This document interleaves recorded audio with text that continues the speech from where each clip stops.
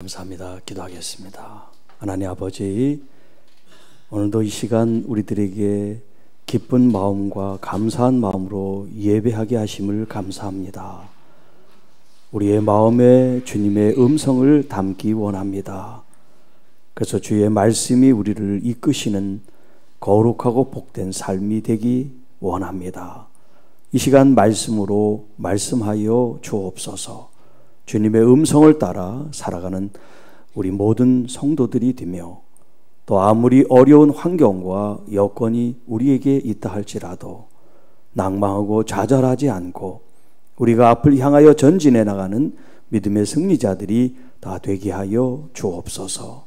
이 말씀을 듣는 가운데 우리의 형편과 처지를 우리보다 더 잘 아시는 주님께서 우리에게 위로의 말씀으로, 격려와 용기의 말씀으로, 또 생명과 은혜의 말씀으로 말씀하여 주옵소서. 우리 구주 예수님의 이름으로 감사하며 기도하옵나이다. 아멘.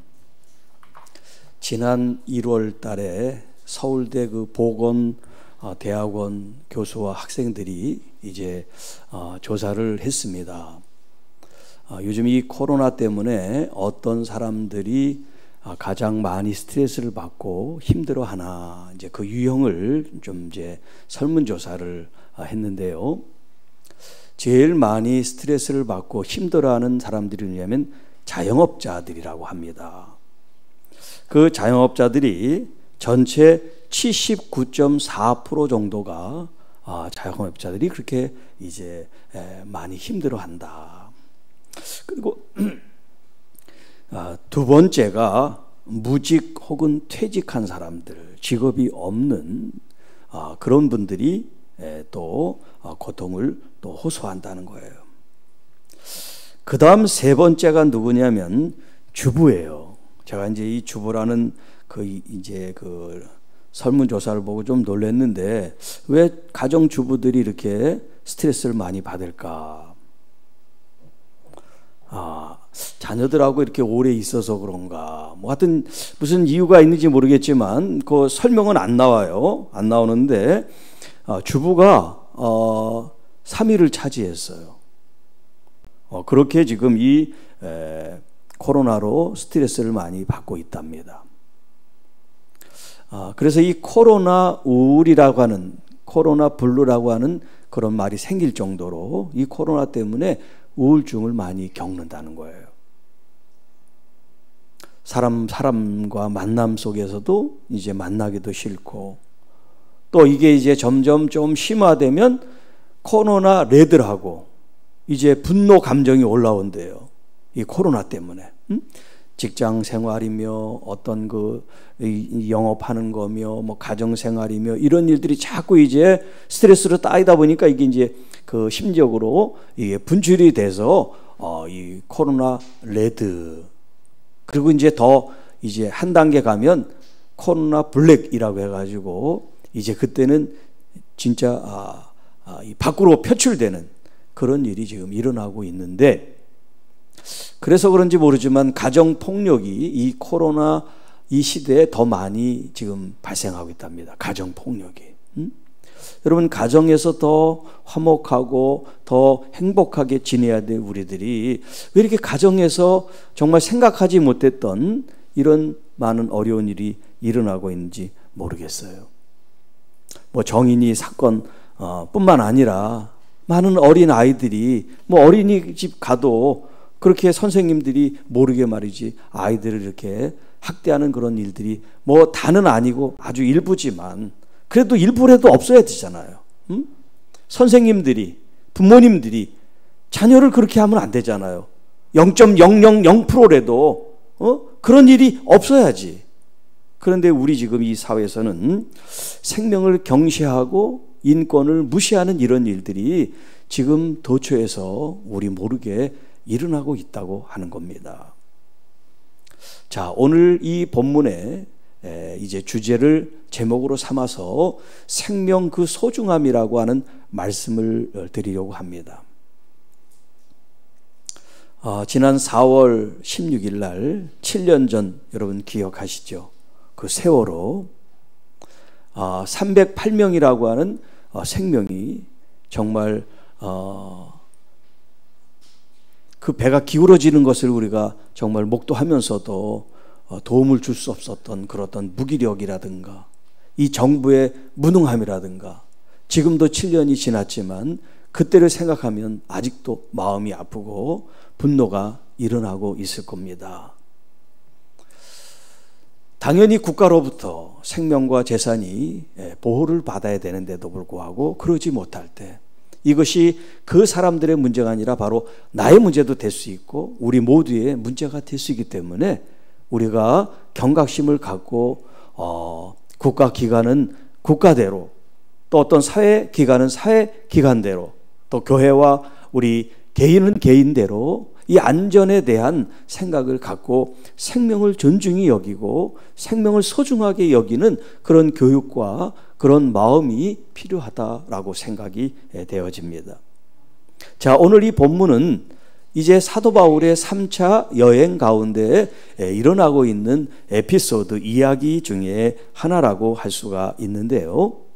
이 본문은 드로라고 하는 이 지역에 한 일주일 정도 여정 가운데 복음을 전하고 말씀을 전하는 가운데 일어난 사건 중에 하나입니다. 자, 그 주간의 첫날이라고 하는 것은 안식일이 이제 끝난 그 다음 날을 말합니다. 그러니까 우리가 이제 보통 세상 사람들이 말하는 일요일, 우리가 말하는 주일은 이 한 주간의 시작을 말하는 거예요. 그래서 여기 지금 그 주간의 첫날이라는 것은 안식일을 지난 그 다음 날 첫째 날이 뭐냐면 바로 주님께서 부활하신 날을 말하는 거예요.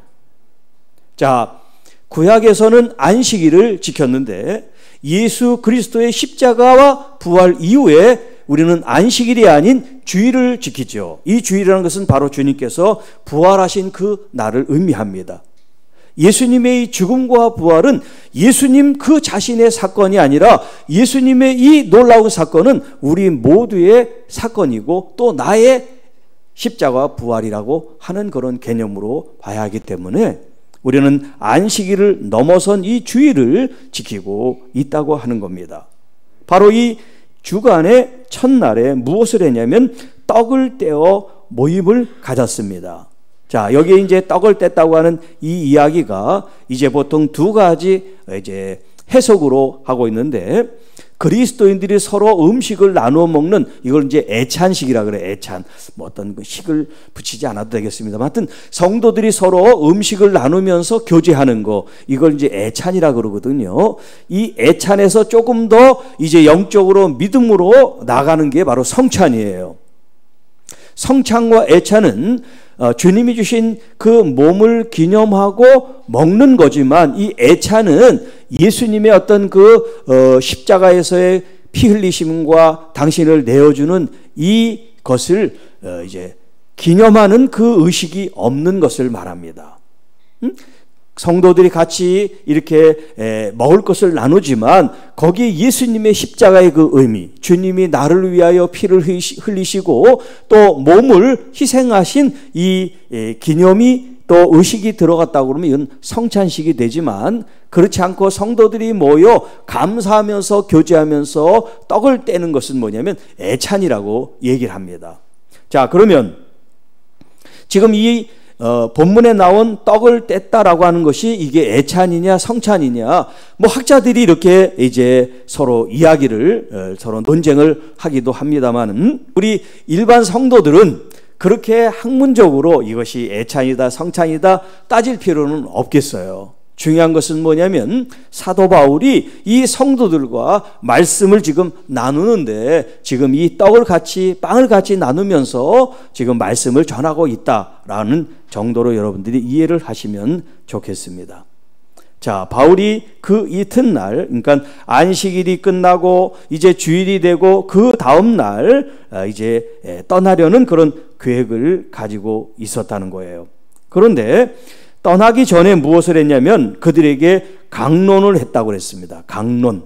이게 이제 지금 우리가 말하는 설교인데 조금 그 의미가 달라요. 이 강론이라고 하는 것은 설교는 지금 제가 일방적으로 여러분에게 말씀을 선포하지만 이 강론이라는 것은 서로 서로 대화하고 또 서로 설득하고 서로 주장할 수 있는 그런 의미가 여기 강론이라는 그런 단어에 포함되어 있습니다. 제가 여러분 설교하는데 여러분 주장을 막 예르기하거나 그러지 않잖아요. 이 설교 시간은 이 설교자의 어떤 그 말씀을 전하는 시간이니까. 그런데 이제 어느 교단이나 어느 나라에 이제 그 소속되어 있는 종파는 설교자가 한 사람이 아니라 여러 사람이에요. 그래서 이제 이렇게 앉아 있지 않고 서로 이렇게 원형으로 앉아 있어요. 원형으로. 그래서 이제 그날 이제 영어로 스피커라 그러죠. 말하는 사람을 한 5사람, 6사람 이렇게 정해놔요. 미리. 그때 그냥 바로 하는 게 아니라. 그러면 그들이 이 5사람, 10사람이 본문 하나 가지고 준비하는 게 아니라 일주일 동안 자기가 하나님 앞에 기도하면서 받은 말씀을 이제 순서에 따라서 전하는 거죠. 물론 그 시간이 뭐 짧게 정해져 있겠습니다만 그렇게 해서 이제 말씀을 전하는 그런 데도 있어요. 그런데 보통은 이제 한 스피커가, 한 설교자가 보통 이제 말씀을 전하죠. 그런데 여기 지금 사도 바울이 그들에게 강론했다는 것은 단순히 일방적인 설교만 하는 것이 아니라 그 말씀을 전하고 또 거기에 대해서 질문을 하거나 질의를 하면 대답을 해주고 이렇게 서로 말씀을 주고받는 그런 이제 형태로 이야기를 진행하고 있다는 거예요. 그게 밤중까지 계속이 됐다는 거예요. 이게 시작한 시간이 언젠지는 나와 있지 않지만 상당히 오랜 시간을 지금 이런 강론하고 말씀을 서로 가지고 교제하는 시간을 보내고 있다 하는 이야기를 지금 하고 있습니다. 어디에 모였냐면 윗다락에 모였다고 그랬는데 우리가 생각하는 그런 다락의 개념이 아니에요. 이스라엘의 그 다락이라는 것은 이렇게 우리 지금 슬라브 같이 지붕이 없는 그런 데 있죠. 그런 데가 이 이스라엘 환경에서는 중동 이 지역은 참 많습니다. 그런데 지금 이 지역은 팔레스틴이 아니라 지금 이 드로아라고 하는 그 소아시아 유럽권 지금 그 지역이란 말이에요. 그러니까 여기 다락이라고 하는 것이 이 슬라브 같은 이스라엘의 어떤 그렇게 위가 지붕이 없는 그런 형태가 아니라는 거예요. 그런데 이 어퍼룸이라고 이제 얘기를 하는데 여기 지금 모인 사람들이 뭐 수많은 사람들이 아니잖아요. 응? 뭐 바울의 일행들 그 다음에 그곳에 모이는 제자들 이런 사람들이니까 뭐 많아야 한 20여 명 30여 명 그렇게 됐을까 싶은 그런 생각이 드는데요. 자, 이렇게 사람들이 모여 있는데 밤중이다 보니까 등불을 켜고 있었다는 거예요. 여러분 지금 이런 전기가 이런 형광등이나 이런 형태는 괜찮지만 이런 촛불이나 등불을 켜면 이 공간의 산소가 이게 점점 없어진단 말이에요. 그러다 보면 이 산소로 호흡을 해야 되는데 지장을 받겠죠. 사람들이 많으면 많을수록. 그런 걸 우리가 한번 생각해 보고 그 다음 절을 보면 여기 유두고라고 하는 청년이 나오는데 유티코스라고 이제 헬라어로 얘기를 하는데 우리는 이제 쉽게 유두로가라고 이제 번역을 했어요. 음역을 했는데 이 유두고라는 청년이 창에 걸터 앉았다는 거예요. 지금처럼 이렇게 무슨 의자가 쫙 놓여가지고 강대상이 있고 이런 형태가 아니었을 거란 말이에요. 뭐 가정집이나 이런 수준이니까 사람들이 보통 이제 앉았겠죠. 그리고 이제 유럽이나 이런 중동은 이렇게 의자 문화가 아니라 이렇게 좀 바닥에 앉는 그런 문화란 말이에요. 그러니까 이 사람들이 앉았는데 사람이 많다 보니까 뭐 뒤로 밀리기도 하고 창 쪽으로 가기도 하고 이제 그랬겠죠. 그러면서 이제 창 쪽에 걸터 앉았다는 거예요. 거기가 3층에 지금 속해 있는데, 자, 그런데 이제 말씀을 오래 하다 보니까 이 청년이 졸음을 이기지 못하고 3층에서 떨어졌다는 거예요. 떨어졌는데 부상을 크게 당한 게 아니라 죽었다는 거예요. 자, 지금 이 사도행전을 쓴 사람이 누구죠? 누가예요. 누가. 이 누가는 직업이 뭐예요? 의사예요. 그러니까 이 사람이 지금 이 상황 속에 지금 이렇게 이 사람이 떨어져서 죽었다 그럴 때는 의학적인 그런 근거를 가지고 썼다는 걸 얘기를 하는 거예요. 누가가 지금 이 사도 바울을 수행한 사람이에요. 누구한테 이야기를 듣고 쓴 게 아니라 사도 바울을 수행했던 수행 비서와 같은 사람이 바로 누가예요. 그가 지금 이 사도 바울의 행적을 지금 같이 경험하면서 이 기록을 남겼단 말이에요. 그러니까 3층에서 떨어져 어떤 사람은 죽을 정도는 아닌데 그렇게 이제 의문을 제기하는 사람도 있을 수 있지만 그건 사람에 따라 다른 거고 환경에 따라 다른 거죠. 떨어질 때 어떻게 떨어졌냐에 따라서 다르니까 말이죠. 자, 그래서 누군가가 내려가 본 거예요. 사도 바울이 지금 말씀을 전하고 있는 도중에 쿵 하고 떨어졌으니까 옆에 있는 사람이 내려갔겠죠. 그래서 그를 일으켜보니까 그가 죽은 거예요. 그리고 이제 뒤이어서 바울과 다른 사람들이 이제 뒤쫓아 내려갔겠죠. 그래서 내려가서 보고 이제 그 죽은 청년 위에 바울이 10절에 보면 그 위에 엎드려져 그 몸을 안고 말했다. 자, 주변에 있는 사람들이 지금 청년이 떨어 죽은 거에 대해서 소란을 일으키고 또 불안해하고 염려하고 걱정하고 슬퍼했겠죠. 여기 나와 있지 않지만은 유두교에 가족이 있을 수 있고 친구도 있을 수 있고 지인이 있을 수 있고 뭐 그렇잖아요. 그러니까 이게 갑자기 그냥 3층에서 떨어져 죽은 게 얼마나 이게 황망한 일입니까? 그러니까 사람들이 이제 불안한 마음을 이렇게 표현할 수 있죠. 그랬더니 사도 바울이 뭐라 그럽니까? 떠들지 말아라. 조용히 하라는 거예요. 요동하지 말고 걱정하지 말고 두려워하지 말라는 거예요. 이 말에 지금 다 함축되어 있어요. 왜냐하면 지금 생명이 그에게 있다. 죽지 않았다는 거예요.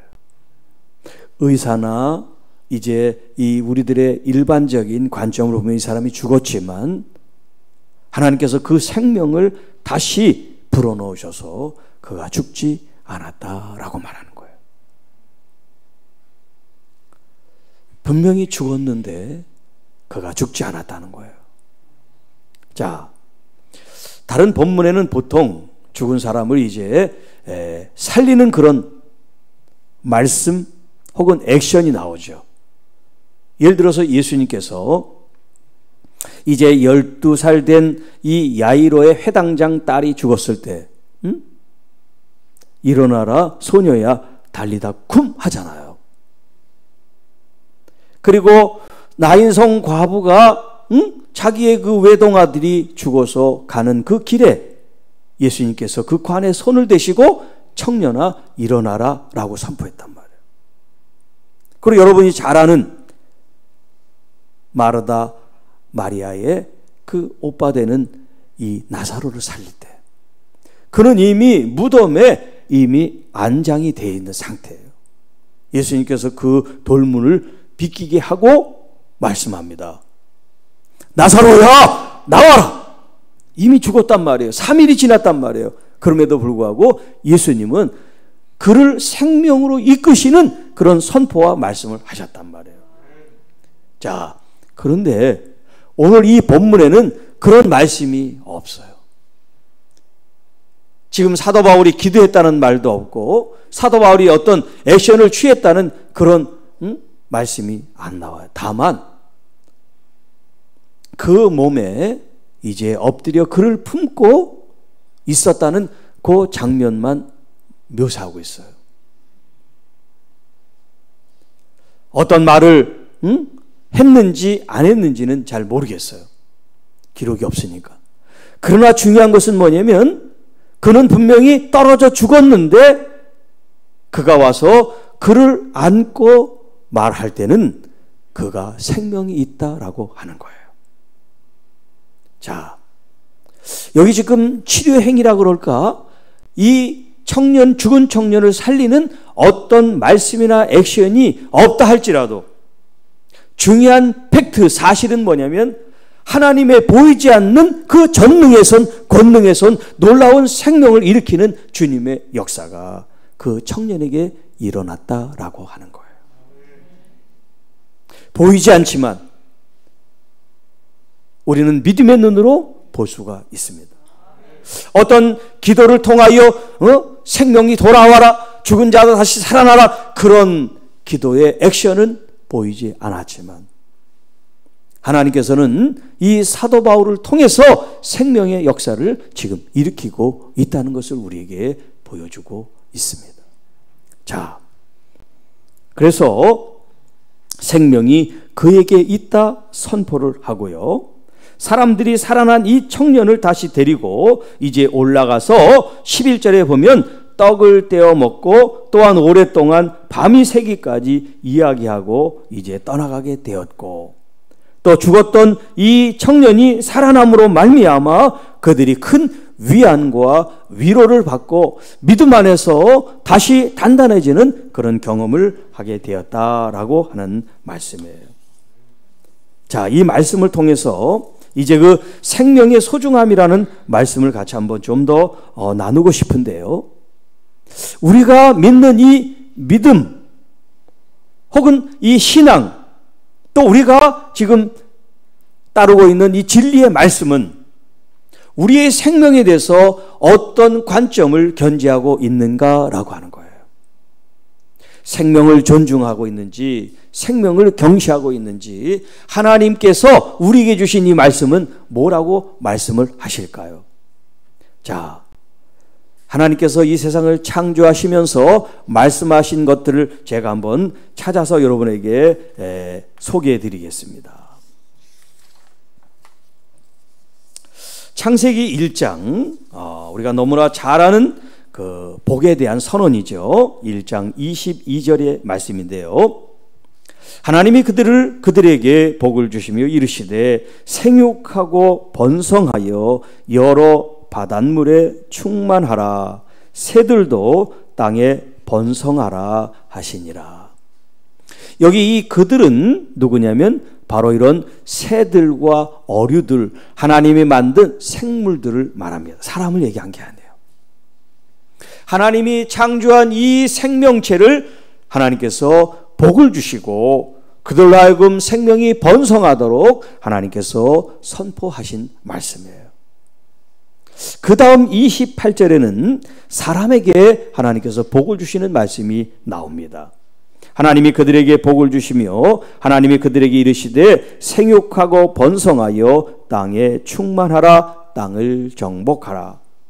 바다의 물고기와 하늘의 새와 땅에 움직이는 모든 생물을 다스리라. 이것은 사람에게 하나님께서 하신 축복의 말씀이에요. 자, 똑같이 이 자연 만물, 생명체에 하나님은 복을 주시고 또한 하나님의 형상으로 창조함을 받은 사람에게도 복을 주셨어요. 여기 정복하라, 다스리라 하는 이 말씀은 우리 마음대로 우리의 어떤 유익을 위해서 이런 다른 생명을 파괴해서 우리가 우리의 어떤 권한과 권세를 나타내라는 그런 말씀이 아니에요. 사실은 이런 많은 질병과 또 자연재해들, 이게 뭐냐면 우리들이 이 자연을 보존하고 존중하지 않은 대가예요. 이런 여러 가지 이런 질병들, 이런 바이러스들, 이런 게 결국 사람에 의해서 또 동물에 의해서 온 거란 말이에요. 이런 먹이 사슬, 강자가 약자를 먹는 이런 먹이 사슬이 이게 자연계에 있는 게 아니라 이 사람에게도 있단 말이에요. 힘 있는 사람은 힘 없는 사람은 마음대로 하고, 권한이 있는 사람은 형질을 변경해서 자기를 유익하게 하고, 뭐 산도 막 깎아버리고, 이렇게 자연을 무자비하게 파괴하기 때문에 결국 자연으로부터 우리는 보호받지를 못하고 이런 질병이라고 하는 무서운 지금 일을 우리가 스스로 겪고 있다는 거예요. 하나님께서는 이 세상을 창조하실 때 보시기에 아름답다고 했다고요. 보시기에 좋았다고 했다고요. 서로 질서 있게, 자연 그대로, 또 사람은 그 자연 속에서 행복한 삶을 살 수 있도록 하나님이 창조하셨지만 사람들이 그렇게 하지를 못했다는 거예요. 이러다 보니까 여러분, 이 자연에는 엉겅퀴 가시가 있고요, 맹수들은 자기를 지키려고 사나워지게 된 거예요. 하나님께서는 모두 다 온순하게, 온유하게, 평화롭게 지내게 만드셨지만 우리 인간의 욕망과 욕심이 이 자연에 가시를 돋게 했다는 거예요. 자연만 가시가 돋나요? 사람 마음에도 가시가 돋는 것 말이에요. 서로 화평하게 지내고 서로 존중해야 될 우리들이 가시가 돈단 말이에요. 그 첫 번째 가시가 바로 가인의 가시예요. 그것도 자기 동생에 향해서. 하나님께서 그 동생의 제사를 받으시고 자기의 제사를 받지 않으셨다고 하는 것 때문에 그 분노가 표출이 돼서 동생을 살해하는 그런 일이 있었단 말이에요. 가장 가까이 사랑하고 존중해야 됨에도 불구하고 생명을 이렇게 나 아닌 다른 생명은 중요하게 존중한 마음을 갖지 않아서 이런 일들이 이 역사 가운데 지금도 계속해서 지속되고 있는 거예요. 그런 관점에서 교회가 생명 교육을 하고 생명의 존엄성을 나타내는 이런 마음과 이런 삶을 사는 것은 너무나 중요한 일이기도 하다는 거예요. 그러니까 여러분, 우리 자녀 세대가 좋은 대학에 가서 성공하는 어떤 그런 실력 있는 사람을 위한 교육이 아니라 사람과 사람 사이에서 정말 이롭고 다른 사람을 섬기고 정말 이 사회에 뭔가 빛과 소금의 역할을 할 수 있는 그런 인격과 성품으로, 또 거기다가 실력가 있으면 더 좋지요. 그런 다음 세대를 위한 교육을 우리가 해야 될 줄 믿습니다. 또 어른인 여러분들의 관점도 그런 생명 존중의 의식을 가지고 자녀들을 양육하고 훈육하고 함께하는 그런 삶을 통해서 그리스도가 정말 이 땅에 생명을 존중하고 생명을 사랑한 주님의 모습을 우리가 말씀이 아니라 그냥 삶으로 표현해낼 수가 있을 줄 압니다. 주님의 그 비유, 우리가 너무나 잘 아는 한 마리 잃어버린 양에 대한 비유, 그게 양의 얘기가 아니잖아요. 양을 존중히 여기시는 예수님이라면 오늘 하나님의 자녀인 우리들에 대해서는 얼마나 애정을 가지고 우리들을 돌보시겠어요. 찾기까지, 그 잃어버린 한 양을 찾기까지 수고하고 땀 흘리고 그 위험과 어려움을 불사하고 구해내시는 그 목자의 그 모습이, 오늘 이것이 우리 모든 그리스도인들의 참 모습이 되어야 할 줄로 믿습니다. 공직에 있는 분이나 혹은 경제활동을 하시는 분이나 누구나 다 내 옆에 누군가가 인격이 침해되고 어떤 그 폭행을 당하고 어려운 일을 당하면 그걸 말릴 수 있는 그런 사람들이 돼야 되는데, 대부분 많은 사람들이 구경을 해요. 그리고 핸드폰을 찍고 그걸 또 올리고 이렇게 뜯어 말리는 일이 먼저인데 그걸 방관하고 이렇게 찍는 그 일을 먼저 하는 일들이 지금 우리 주변에 일어난단 말이에요. 얼마 전에 이제 나이가 좀 드신 분들 같아요. 지하철에서 마스크 때문에 그랬는지 하여튼 앉아있는 사람을 가서 우산으로 때리고 주먹으로 때리고, 그런데 옆에 있는 사람들이 말리지를 않는 거예요. 가만히 있어. 거기는 뭐 청년도 있고 여러 사람이 있는데, 그 다음에 이제 조금 있다가 또 누가 이제 하지 말라고 그랬는지 그쪽에 가서 또 이제 하니까 거기서 또 싸움을 하고 하는 그런 장면이 나오는데, 그 지하철 한 칸에 적어도 젊은 친구들이 있고 어른인 장정들이 있는데 그걸 어떻게 제재를 하지를 않아요.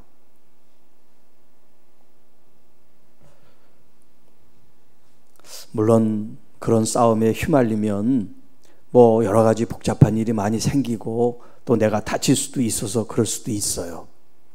그렇지만 여성들은 그렇게 이제 하지 마시고요.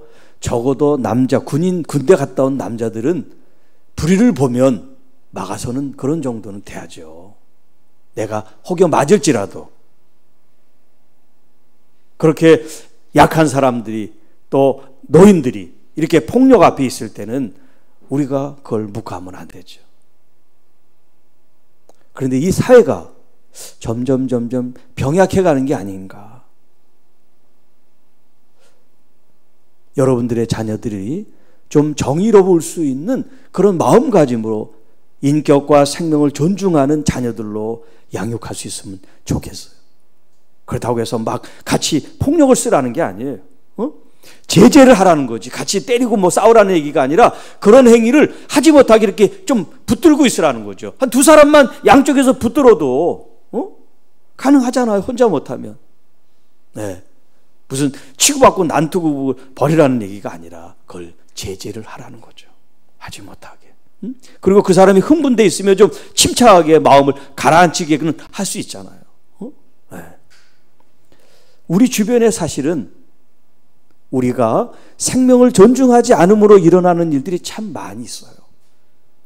그것들을 우리가 좀 더 관심을 갖고 좀 들여다보면서 또 그 일이 국가적으로 혹은 사회적으로 교회적으로 개인적으로 이런 일들이 일어나지 않도록 우리 그리스도인들은 어떤 마음과 자세를 가져야 되는가, 그런 것들도 같이 생각할 수 있기를 바랍니다. 자, 이 잃어버린 양에 대한 이야기가 끝마치고 또 다른 비유가 나오죠. 여러분이 너무나 잘 아는 이 탕자의 비유. 제가 자세한 얘기는 이제 하지 않고 이제 결론 부분만 잠깐 얘기를 하면, 자, 아버지는 잃어버린 이 아들을 찾아서 이제 막 사람들을 불러놓고 잔치를 합니다. 그런데 그 풍악 소리를 누가 듣느냐면 형이 들어요. 형은 저 들판에서 일을 하다가 이게 무슨 어디서 나는 이 잔치 소리인가 물어보니까 자기 집에서 일어난대요. 왜? 무슨 일인데 나도 모르는 일이 뭔데? 알고 보니까 동생이 돌아온 거예요. 동생은 자기의 재산을 가지고 다 허랑방탕해서 거지로 돌아왔는데 아버지가 그를 이렇게 영접해서 잔치까지 배달한 그런 얘기를 들은 거예요. 그 얘기를 들으면 정상적인 관계면 기뻐해야 되잖아. 동생이 돌아왔구나. 그런데 이 동생은 가시가 올라온 거예요. 가시가. 아니, 자기 재물 다 가지고 떠난 놈이 왜 돌아왔어? 그리고 아버지는 난 이렇게 쎄 빠지게 아버지를 돌봤는데 나를 위해서는 아무것도 안 하시고 어떻게 저 아들을 위해서 저럴 수가 있어? 가시가 올라온 거예요. 그때 아버지가 이 맏아들에게 이런 말씀을 합니다. 이 내 동생은 죽었다가 살아났으며 내가 잃었다가 얻었기로 우리가 즐거워하고 기뻐하는 것이 마땅하지 아니하느냐. 이 아들이 죽었다가 살아났다라고 말합니다. 마치 유두고가 지금 떨어져서 죽었지만 다시 살아난 그 기쁨. 어떻게 보면 저와 여러분도 이미 그리스도 안에서 다 죽은 사람들이에요. 우리가 주님을 구주로 영접할 때 우리가 첫 번째 해야 될 것은 뭐냐면 내가 예수님의 십자가에 같이 연합하여 장사되는 일이었어요. 모든 그리스도인들은 이미 한 번 죽었습니다. 그리고 예수님이 그 죽음 권세를 이기시고 부활한 것처럼 저와 여러분도 다시 살아난 거예요. 그러니까 이 지금 아버지의 말씀이 지금 우리에게 하는 말이에요. 죽었다가 살아났으니 내가 기뻐하는 것이 마땅하지 아니하느냐. 잃어버렸다 다시 얻은 것을 내가 기뻐하는 것이 내가 합당하지 않으냐. 여러분, 우리가 이런 마음을 간직하면 우리 주변에 있는 가족이든 친구든 이웃이든 배척하고 가시가 올라올 일이 없어요. 죽었다가 살아났는데 저 생명도 이 생명도 모두가 다 그리스도 안에서 죽었다가 다시 태어났는데 잃어버렸다가 다시 얻게 됐는데 우리가 서로 아웅다웅 누가 옳으니 그르니 다투고 싸움하고 반목하고 하는 이런 모든 행위가 사실은 한마디로 부질이 없다. 부질 없는 짓이라는 거예요. 하나님의 그 나라에서 보면 하나님의 나라는 살리고 생명이 있고 부활이 있는 이 영원한 진리의 세계는 서로 다툼과 반목과 질시와 미움이 없는 세계. 여러분, 그 세계가 바로 하나님의 나라, 바로 교회와 성도들의 삶 속에 있게 되기를 축복합니다. 이제 가정에서부터 서로를 이제 죽었다가 살아난 아내, 죽었다가 살아난 남편처럼 이제 보세요. 꼭 우리가 중환자실에 있다가 죽었다가 다시 살아나는 그 상태만이 정말 감격하고 남편을 새롭게 보는 게 아니라 영적으로도 우리가 이미 죽었다 살아났다는 것을 경험하면 이제 내 남편과 아내가 자녀들이 달라지고 우리 성도들이 달라지고 여러분이 밖에 나가서 보는 사람들이 달라지게 되기를 축복합니다. 그런 생명력이 여러분에게 있기 때문에 이제 그 예수 그리스도의 생명이 다른 사람들에게도 전해져서 이 땅에 한 영혼도 한 생명도 멸시와 경시와 폭력과 폭행 앞에 아파하고 신음해서 스스로 자기 생명을 끊는 그런 일들이 일어나지 않도록 교회가, 성도들이, 국가가 나서서 어떤 생명이든 그 사람의 행위 때문에 생명이 존중받는 것이 아니라 그 생명 자체는 모두가 다 존중을 받아야 된다는 것. 우리가 이번에 부활절 때 여러분들이 정성을 모아가지고 헌금을 드린데 제가 사실은 고민을 했어요. 이 귀한 예물을 어느 장소에 누구에게 드려야 맞습니까? 복지단체도 많고 장애인단체도 많고 참 많습니다. 도움이 필요한 선교지는 더 말할 것도 없고요.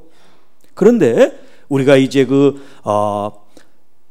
소망의 집에다가 그렇게 했는데 사실 이 경제적인 관점으로 보면 거기는 별로 효율성이 없어요. 왜냐하면 날 때부터 그 모습으로 있다가 그가 생명이 끝날 때까지 그곳에 있으니까요. 짧게는 15년, 길게는 30년이라 그래요. 그들이 건강해서 사회생활을 할 수 있는 그런 게 없어요. 그런데 하나님께서는 저에게 그 마음을 주시는 거예요. 생명은 무엇을 해서 귀한 게 아니라 그 자체가 귀하다는 걸 알라라고 하는 거예요. 거기에 제가 감동을 받았어요. 무엇을 해서가 아니라 그 자체가 하나님의 생명이기 때문에 소중하다는 것을 알라 하는 그 말씀. 여러분, 여러분들이 참 복됩니다. 여러분이 참 존귀하고 거룩한 하나님의 자녀들이에요. 여러분이 무언가를 해서 존중받는 게 아니라 여러분 그 자체로만도 존중을 받으실 수 있고 여러분 자체만으로도 여러분은 존귀한 분이세요.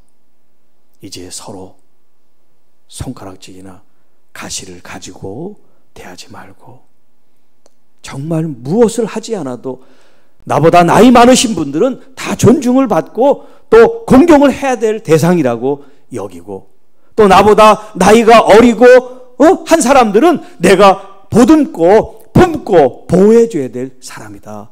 그렇게 존중하는 마음이 있으면 싸움할 일도 없고 다툴 일도 없는 그런 교회와 사회가 될 줄로 믿습니다. 이제 예수님이 말씀하신 것 한 말씀만 드리고 마칩니다. 내가 곧 길이요 진리요 생명이다. 내가 곧 길이요 진리요 생명이다.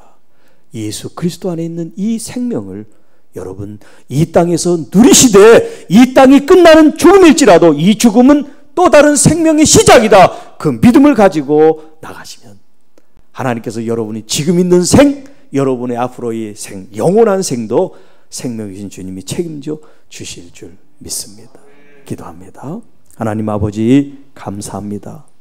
우리의 생명은 나의 생명이 아니라 이미 십자가에서 함께 장사 지내었고 다시 태어난 주님이 주신 생명인 줄로 믿습니다.